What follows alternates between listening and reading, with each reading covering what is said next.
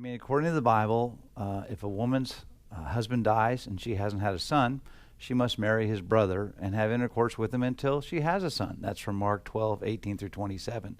I mean, if I'm going to follow biblical marriage, traditional marriage as defined by the Bible, I have to marry my sister-in-law who is single right now. Marriage in biblical times was primarily a socioeconomic thing. Women didn't have options. Women couldn't go get an education. So a woman had to be supported by a husband financially and economically. And so it really was about that. It wasn't about white dresses and romance and all this love. And if you look at the biblical definition of marriage per se and look at what it looks like over 4,000 years of writings, it's changed.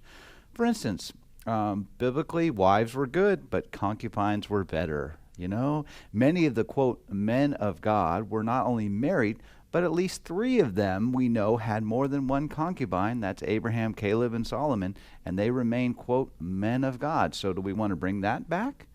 And if there's, biblically wives are good, there's no such thing as too much of a good thing. I mean, let's go with Solomon. He had 1,000 wives. Is that traditional marriage? I mean, God frequently blessed polygamists. I mean, maybe the Mormons are right here. Maybe that is traditional marriage. I mean, Esau, Jacob, Gideon, David, Solomon, Belshazzar, they all had multiple wives. They were polygamists. When people talk about wanting to get back to biblical marriage, I wonder what marriage in the Bible they were referring to. I keep looking for a great marriage in the Bible. I mean, we've got David and his adultery with Bathsheba and killing her first husband. We've got Abraham and Sarah, and Abraham sleeping with the maid's wife, or Hagar.